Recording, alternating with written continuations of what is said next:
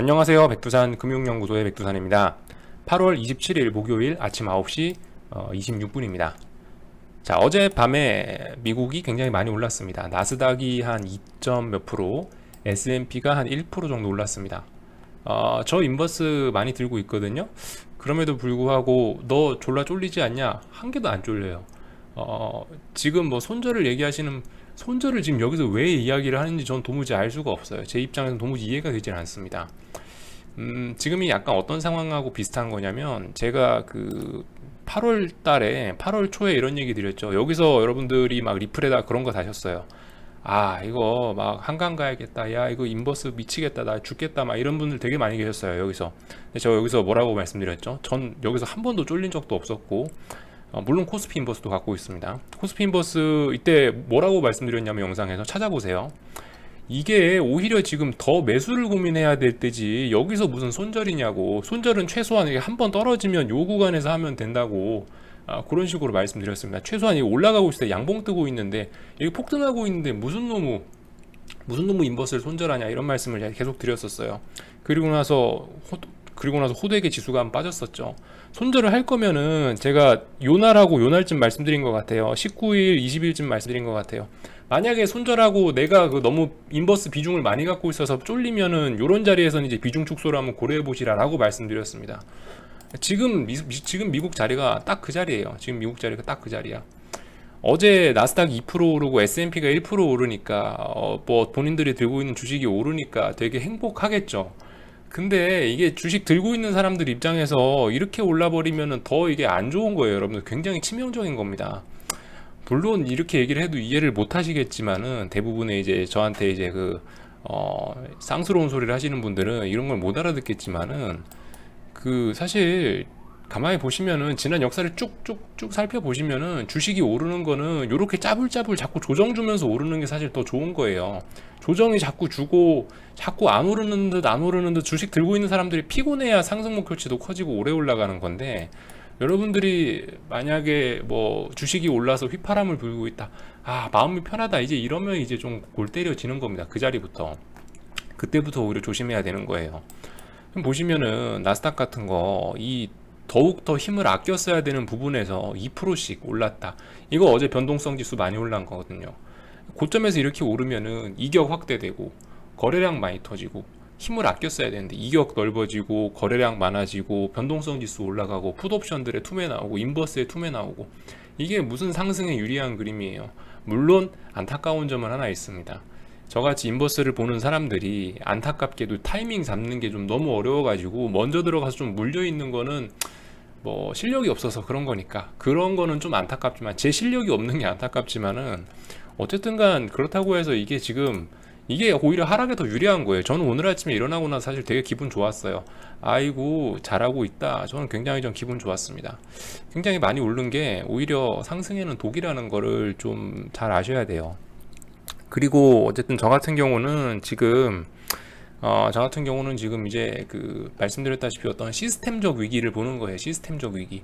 계속 말씀드리죠. 2020년, 21년 금융위기 가능성을 굉장히 높게 보고 있다라고 말씀드렸어요. 증거는 뭐 예를 들면 치솟고 있는 채권 금리라든가 뭐 아니면은 그 어느 때보다 사실 시스템적인 위기가 터질 가능성은 지금이 가장 높은 거예요. 왜냐하면 이미 침체는 왔거든요. 이미 2분기 연속 마이너스 성장이 이루어지려고 하고 있기 때문에 이미 경제 박살난 거 다 알고 있잖아요. 그나마 예전에는 연준에서 마사지 해갖고 숫자나 좋았지만 지금 같은 경우는 GDP 마이너스가 빵빵 찍혀 나오고 있잖아요. 실업률도 어마어마하잖아요. 시스템적 위기를 얘기할 만한 상황인데도 불구하고 오직 주식이 오른다는 이유로 해서 뭐 대세 상승을 얘기하고, 글쎄요. 저는 일단은 좀 그런 의견에는 좀 별로 동조하지 못하겠습니다. 어쨌든 여러분들 주식 시장이 이 주식 가격이라는 게 이게 사실 어떤 가장 큰 미래 경제에 대한 예측 지표거든요. 경제 선행 지표 중에 가장 예측력이 높은 게 저는 주식 지수, 이 주가 지수라고 생각을 하고 있는데요. 이 주가 지수가 이렇게 폭등한다는 거는, 주가지수 폭등이라는 것 자체가 내포한 의미가 모든 사람이 미래에 대한 어떤 전망을 좋게 본다라는 어떤 반증이거든요. 모든 사람들이 경제에 대한 모든 사람들이 경제에 대한 전망을 좋게 봤을 때 그 이후는 항상 폭등의 끝은 개박살이었어요. 그러니까 주가가 많이 오른 게 물론 내가 밑에서부터 주식을 들고 있었던 사람이고 그렇다면은 좋은 일이지만은 이게 오히려 대세 상승을 바라보시는 분들한테 이게 결코 좋은 점이 아니라는 거를 다시 한번 말씀드리고 싶네요. 어, 역사를 한번 쭉 살펴보세요. 어떤 폭등이든 이렇게 기울기가 이렇게 올라가 이렇게 탁 서가지고 폭등하는 순간에는 항상 어떤 위기나 이런 거를 내포하고 있습니다. 오히려 주식은 짜불짜불 잘 안 오르는 듯 하고 오르는 게 더욱더 좋은 거지, 이게 급등을 하고 폭등을 하기 시작한다 이런 건 굉장히 좋지 않은 거고, 오히려 금융위기를 조심해야 되는 그런 신호라는 거고. 근데 그런 의미에서 지금 굉장히 좀 위험하다는 거죠. 2009년 2008년 이후로 주식이 10년 가까이 지금 올라오고 있는데, 10년간 아무런 위기 없이 잘 올라오고 있었는데 10년간 올라와 있는 자리에서 주식시장 자체의 변동성이 굉장히 확대되고 있고, 그리고 많이 오른 상태에서 거래량들도 빵빵 터지고 있기 때문에 이런 모습들이 결코 대세 상승이라는 논리를 지지하기는 좀 어렵다라는 말씀입니다. 코스피를 봐도, 특히 코스피 같은 게 사실 더 잘 보여주기도 해요. 코스피 같은 것도 한번 큰 역사적인 틀에서 보세요. 코스피가 폭등했던 이후에는 꼭 안 좋은 일들이 터졌습니다. 물론 뭐 금융위기급까지는 아닐지 모르겠지만은 꼭 무슨 일이 터졌어요. 근데 이제 제가 지금 금융위기를 얘기하는 거는 2008년에 해결했어야 될 위기를 양적 완화라는 진통제만 맞고 이까지 끌고 왔기 때문에, 그리고 여기 무려 10년이나 됐기 때문에, 보통 10년 주기쯤 되면은 무슨 일이 생긴다라는 그런 것 때문에, 그리고 이미 사실 진행되고 있기도 하죠. GDP가 숫자적으로 이미 뭐 2분기 연속 뭐 마이너스 성장 이런 게 예상이 되기 때문에, 그렇기 때문에 이제 계속 강력하게 얘기를 하는 거예요. 그렇게 금융위기에 관련된 생각을 하고 있는데도 불구하고, 근데도 주식이 차분하게 오르는 게 아니고 마침 주식도 폭등을 하고 있기 때문에, 이거 내가 생각하는 일이 일어나겠구나라고 생각하고, 사실 요즘 저는 굉장히 기분이 좋습니다. 당장 뭐 하루 이틀 더 오를 수 있죠. 오를 수 있는데 솔직히 그거하고는 뭐 내 능력이 없어하고 내가 좀 인버스 빨리 들어가서 물려 있는 게 그게 뭐 어떡하라고. 그거는 저의 어쨌든 과오니까 제가 책임져야 될 부분이고. 아무튼 저는 이제 제가 한 2011년 여기쯤에서, 제가 대충 요 자리쯤에서 주식을 처음 시작했거든요. 그리고 나서 주식을 쭉 공부해 오면서 제 어떤 주식시장에 들어와서 목표가 사실 그런 거였어요. 저는 주식시장 들어와서 뭐 큰 부자가 되자, 돈을 많이 벌자, 사실 이런 목표보다는 사실 저는 이제 좀 학문적으로 접근하는 게 좀 그런 취향이에요. 좀 학문적으로 접근하는 취향이라 가지고, 언젠가 올 10년 만에 금융위기, 저는 금융위기를 예측하고 금융위기에서 수익을 내보자라는 게 사실 주식시장에 들어와서 어떤 제가 분석가라면은, 뭐 분석가인데 그런 분석가로서의 꿈이 그거였어요. 금융위기를 예측하고 금융위기에서 수익을 내보자. 왜냐면은 어떤 굵직굵직한 사람들은 금융위기에서 큰 부를 이루어가지고 큰 회사나 뭐 어떤 그죠, 자문사나 이런 거를 세운 사람들이 많기 때문에, 예를 들면 미래에셋 그런 걸 보면서 나도 저렇게 될 수 있겠구나라는 생각을 가지면서 대학생 때부터 금융위기를 먹어보자라고 생각을 했는데, 이제서야 온 거죠. 이제서야. 다만 안타까운 건 제가 한두 달 정도 빨리 들어가서 좀 물려있다는 게 지금 좀 안타까운 건데, 사실 그렇다고 해서 대세에 큰 지장은 없다라는 게 어쨌든 제 생각입니다. 그래서 저는 요즘에 아무튼 기분이 좋아요. 뭐 하루 이틀 좀 오르나 뭐 폭등을 하나 뭐 기분이 별로, 뭐 저는 오히려 차분하고 기분이 좋습니다. 언제나 말씀드리는데, 그 투매에서 시작해서 오버슈팅으로 끝난다고 다시 한번 그 말씀 강조드릴게요. 모든 시세는 어떻게 된다? 투매에서 시작을 해갖고, 투매에서 시작해서 짜불짜불 하다가 상승 기울기를 올리다가 오버슈팅으로 끝난다. 지금 지수는 오버슈팅이 명백하게 나오고 있고, 인버스 쪽에서는 투매가 나오고 있으니 뭐겠어요. 예. 그리고 더군다나 어젯밤에 보니까, 어젯밤에 나스닥이 좀 올랐다고 드디어 저거 맨날 하락 보는 저놈 저거 이제 망하는 거 아니냐 하면서 이제 와갖고 막 리플 달아주시는 분들도 많이 계시고 하는 거 보니까, 상승 보시는 분들이 굉장히 지금 자신감이 많으신 것 같은데, 사실 저도 그분들만큼 자신감은 굉장히 많다는 거 하나도 안 쫄립니다. 오히려 사실 더 사고 싶다라는 생각이에요. 다만 이제 제 계좌 관리 차원에서 제가 원하는 어느 정도의 그 비중은 이미 확보했기 때문에 이제 거기서 더 이상 늘리려고 하지 않는 것 뿐이지, 아무튼 뭐 굉장히 저는 개인적으로 기분은 좋고 그렇습니다. 기대가 됩니다. 기대가 돼. 내가 지난 10년 동안 주식 공부했던 게 어떤 결실을 보는 것인가 라는 생각에 뭐 굉장히 기쁘게 보고 있어요. 어쨌든 뭐 제가 생각하는 금융위기는 안 올지도 모르겠습니다. 금융위기는 뭐 혹시나 안 올 수도 있어요. 안 올 수도 있는데, 그렇다고 해서 지금 여기 이번에 폭등한 부분 있잖아요. 이건 최소한 절반 이상은 다 거의 다 되돌려야 돼요. 이거는 최소 금융위기는 안 오더라도 이건 최소 다 되돌려야 된다. 예. 뭐 이런 말씀 하여튼 뭐 드리겠습니다. 아무튼 이제 뉴스 좀 보고 좀 분석 좀 해보자면요. 여러분들 이거 어쨌든 잘 보셔야 돼요. 이 지금 이제 연준이 정신이 나가갖고, 연준이 사실 잘못한 게 이번에 너무 3월 달에 부양책을 강하게 썼다라는 것 자체가 일단 하나의 큰 문제였고요. 그래서 생긴 일이 뭐냐면은 버블을 만들었다는 거, 금융시장에 버블을 만들었다는 거, 오히려 버블을 만들어낸 게 지금 연준의 큰 잘못 중에 하나고, 그리고 지금 여기서 이제 과오를 하나 더 저지르려고 하고 있습니다. 그 유동성 때문에 인플레이션이 생기려고 어쩌고 저쩌고 하고 있는 상황에서 고물가에도 금리를 안 올릴 것이다 라고 이렇게 선언을 해줬어요. 사실 여러분들 그 연준의 가장 큰 존재 목표는 화폐 가치를 유지하는 거거든요.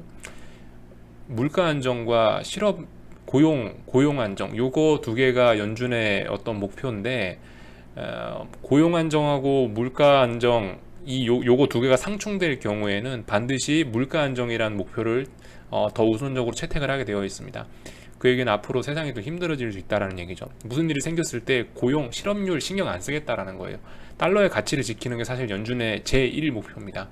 제0의 목표라고 얘기를 해도 될 정도로 강한 거예요. 근데 이제 인플레이션이 어떻게 올지도 모르는데, 아무튼 뭐 이런 식으로 고물가를 용인하겠다고 하고 있다면은 조심해야 되겠죠. 고물가를 용인하고 있다, 이런 얘기 나오면서 제일 큰 문제는 채권 금리가 상승하는 것이 좀 문제일 텐데, 당연히 인플레이션이 많아지면 채권 금리는 그에 따라서 올라가게 되어 있습니다. 채권 금리가 올라가면 굉장히 무서운 일이 일어나겠죠. 왜냐하면 지금 인류 역사상 가장 부채가 많은 상황인데, 가뜩이나 빚이 많아갖고 힘들어하고 있는데, 그 상황에서 지금 인플레이션을 용인해주고 고물가를 용인해주겠다라고 이렇게 연준이 얘기를 한다면, 이거는 나 위기를 한번 만들어낼 거야 라고 지금 얘기하는 꼴밖에 안 되는 거예요. 되게 조심해야 되는 부분인데, 아무튼 오늘 밤에 그래서 연준이 뭐라고 하는지 한번 잘 들어보시고요. 아무튼 오늘 밤이 그래서 중요한 어떤 날이 될 거예요. 저 개인적으로는 굉장히 자신이 있습니다. 물론 오늘 밤에 한 번 더 오를지도 모르겠죠. 그렇지만 뭐 9월달 좀 굉장히 기대하고 있습니다. 하여튼 어젯밤에 나스닥 2% 올랐죠. 어젯밤 2% 오르고 나서 어떻게 됐죠? 이거 나스닥 변동성 지수 2%, 10% 급등했어요. 나스닥 변동성 지수가 10% 급등했습니다. 굉장히 심각한 일이고요. 더군다나 오늘 밤에 이벤트가 있다면 연속적으로 이 변동성 지수 더 상승시킬 수도 있다라는 얘기고, 잘 보셔야 되겠습니다.